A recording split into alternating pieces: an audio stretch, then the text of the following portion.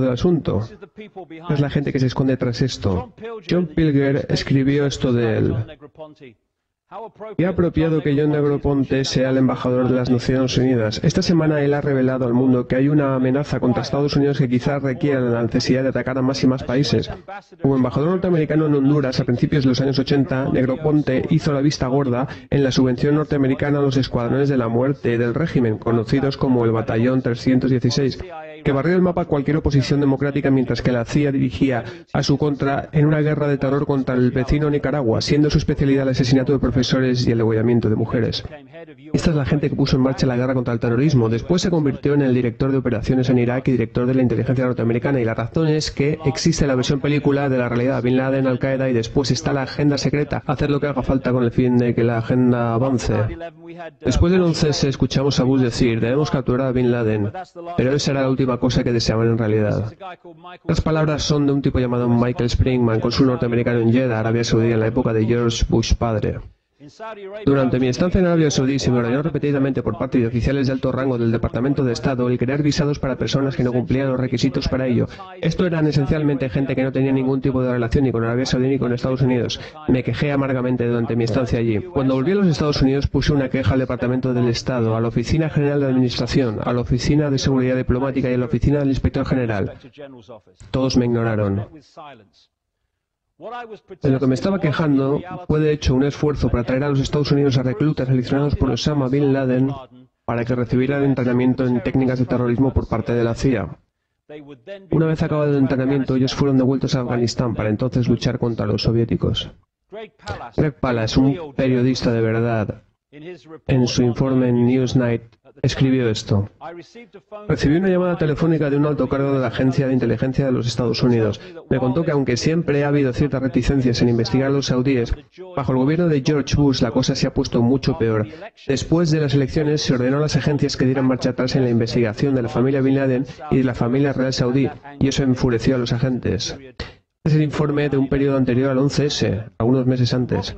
Y Robin Cook, el antiguo secretario de Asuntos Exteriores, que desafortunadamente murió de un ataque al corazón cuando aún tenía muchas cosas que decir sobre este tema, dijo en un artículo en el Guardian, justo antes de morir: entre los años 80, Bin Laden fue armado por la CIA y financiado por los saudíes para que hiciera la guerra santa contra la ocupación rusa en Afganistán.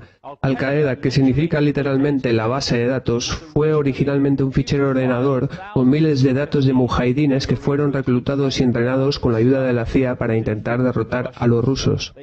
Ellos crearon el problema para poder ofrecer la solución, que es su guerra contra el terrorismo, que por su misma naturaleza es una guerra que nunca puedes decir que ha acabado. Es una guerra sin final.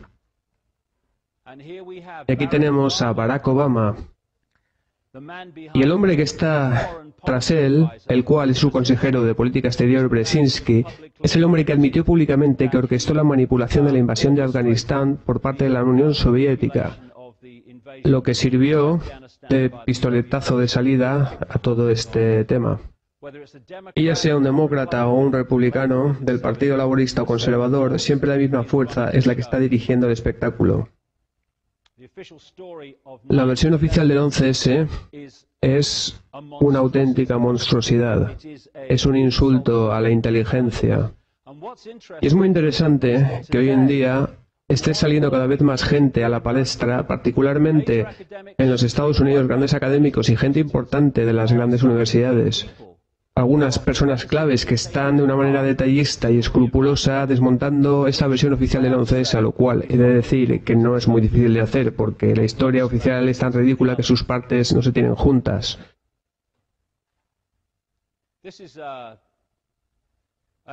Esto es un turbante que se suponía que estaba en uno de los aviones que chocaron en Pensilvania, el vuelo 93. Y ya veis, ni siquiera está sucio. Pero bueno, dijeron que lo encontraron entre los restos del avión y lo exhibieron.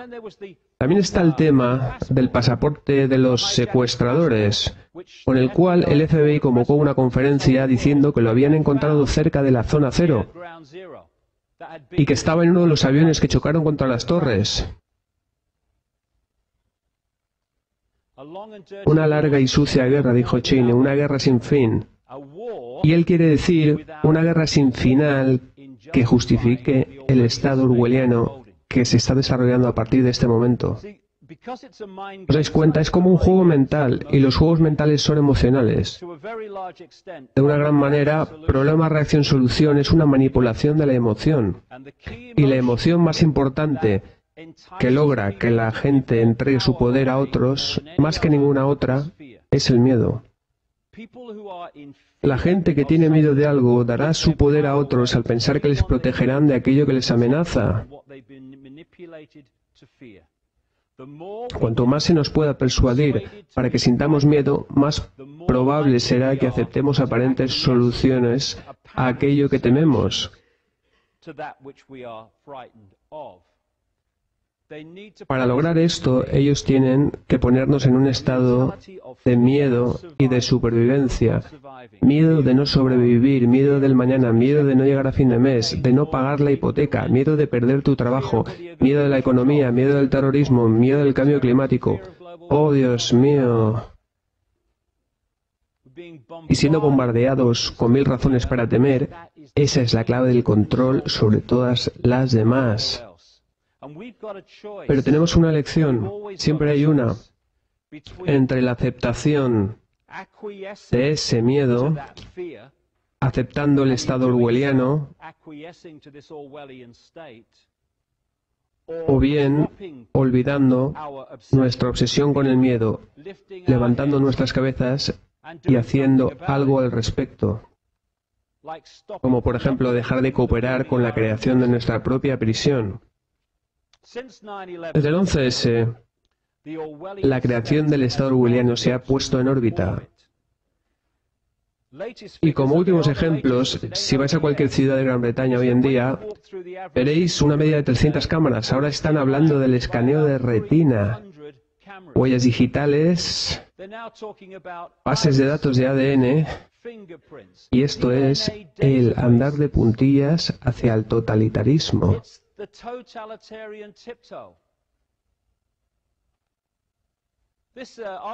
Después del atentado de Londres, pusieron ese cartel por todo Londres. Seguridad detrás de los ojos vigilantes. Pero el de la derecha es un póster correspondiente a la época de la Alemania nazi, justificando más control y suprimiendo libertades para proteger a la gente. Esta semana alguien me ha enviado esta imagen de este póster colocado en una pared de autobús en Sheffield. ADN, escupir y salir corriendo. Aún así te pillarán. Todos los autobuses, tranvías y estaciones tienen unidades de testeo de ADN. Escupe a los empleados y podrás ser monitoreado y perseguido. Incluso aunque no sepamos cuál es tu aspecto, tu ficha estará en una base de ADN para siempre. Y te ponen en una base de datos sin cargos, sin ser condenado por nada y sin ser ni siquiera arrestado.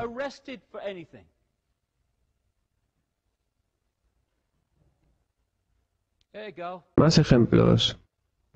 Vigila a los terroristas entre nosotros. Consigue que la gente se vigile entre sí. Prometo nunca cuestionar ni reclamar mis derechos. Deja de hacer preguntas. Silencio, cállate. Aquí hay una zona de libertad de expresión. ¿Qué te parece? ¿Ves cómo hay libertad? Lo único es que no hay nadie cerca para escucharte. Y de esto se trata. No es algo sacado del Mago de Oz. Quizás ocasionalmente. Esto está ocurriendo delante de nuestros propios ojos día a día. Esto es lo que dijo Hitler para justificar la creación de la Gestapo.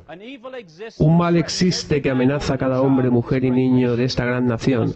Debemos de tomar los pasos necesarios para asegurar nuestra seguridad doméstica y proteger a nuestra nación.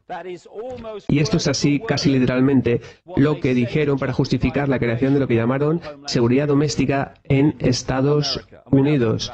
Y ahora estamos hablando de seguridad doméstica en Gran Bretaña, la versión tecnológica de lo que ya hemos visto antes, pero a un nivel global. Hola, ¿veis ahora el elefante en el salón? Y sigo recurriendo a lo mismo. Es un juego mental. Si controlas la mente de alguien, controlas su comportamiento, su percepción, todo.